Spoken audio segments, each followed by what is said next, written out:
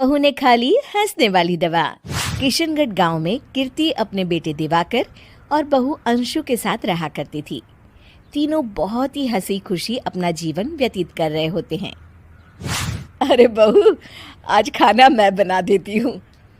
नहीं माँ जी, आप क्यों तकलीफ कर रही हैं? आप आराम कीजिए, खाना मैं ही बनाऊंगी। कितनी अच्छी बहू मिली है मुझे, भगवान ऐसी बहू सबको दे। सब कुछ ठीक चल रहा होता है कि एक दिन गलती से अंशु हंसने वाली दवा खा लेती है। बस उस दिन से सब कुछ बदल जाता है। अरे बहू, मेरे घुटनों में बहुत दर्द हो रहा है, जरा बाम तो दे दे। अरे बाम लगा कर क्या करोगी माँ जी? मैं पाँव दबा देती हूँ। अरे एक तो मुझे पाँव दर्द हो रहा है, ऊपर से तुम हंस रही हो। आई एम सॉरी माँ जी। अरे फिर से हंस रही है, जा तू मेरे कमरे से, मुझे तुझसे बात नहीं करनी।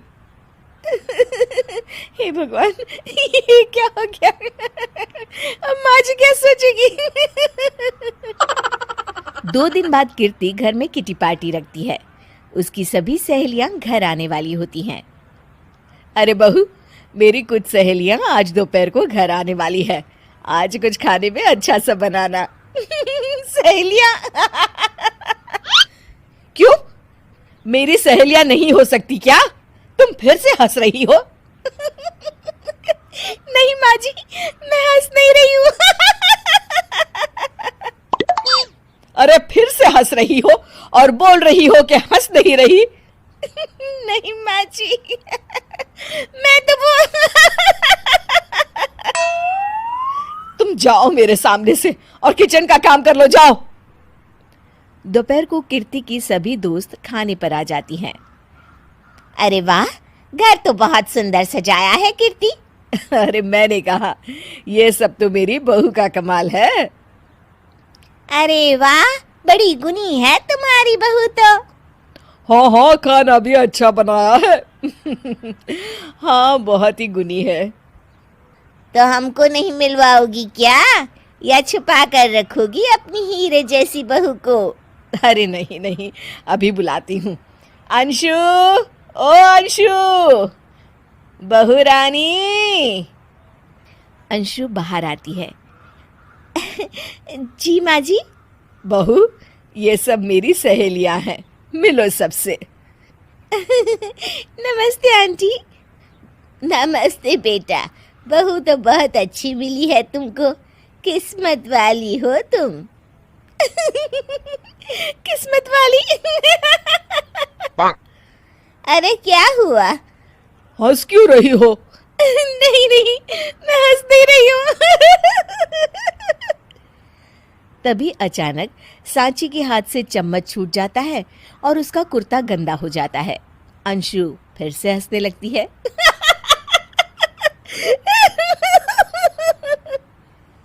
इधर सब सहेलियां गुस्सा होकर चली जाती हैं। कीर्ति भी नाराज होकर अपने कमरे में चली जाती है। हे भगवान, ये मैंने क्या कर डाला? इस तरह से तो माँ जी और उनकी सहेलियां नाराज हो गई। अगले दिन, बहू, ओ बहू, किधर हो? जी माँ जी। जल्दी से मेरे साथ चलो, पड़ोस वाले शर्मा जी की हार्ट अटैक से मौत हो गई है, उनके घर बैठक के लिए जाना है। अंशु तैयार होकर आ जाती है। थोड़ी देर में दोनों शर्मा जी के घर पहुंच जाती हैं। वहां पर सब रो रहे होते हैं। कीर्ति शर्मा जी की बीवी के पास बैठकर उन्हें सांत्वना देने लगती है।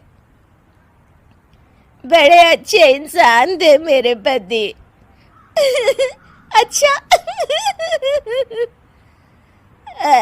तुम हंस क्यों रही हो? वो अच्छे थे।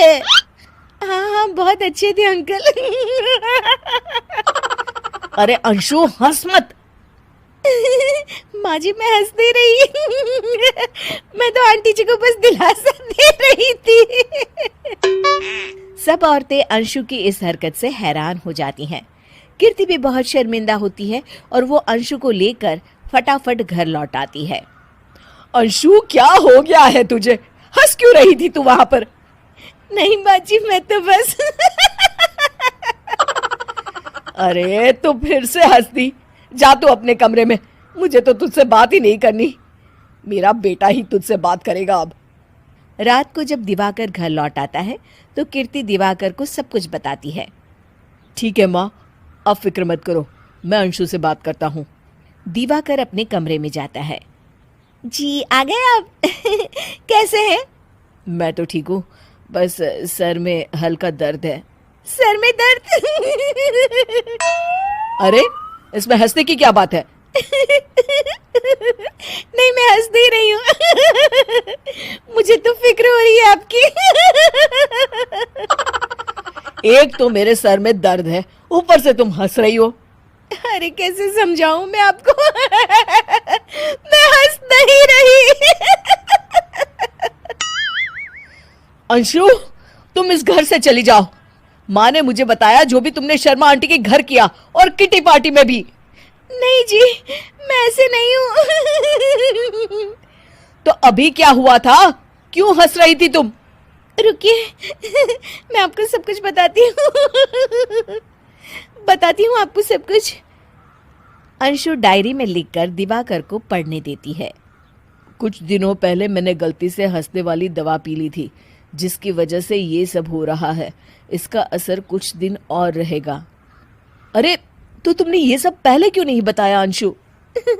वो मैंने माँ जी को बताने की बहुत कोशिश की मगर उन्होंने सुना ही नहीं अरे ठीक है, मगर वादा करो जब तक दवाई का असर ठीक नहीं हो जाता तुम घर से बाहर नहीं जाओगी।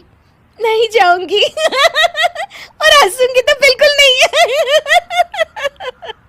लो, तुम तो फिर से हंस दी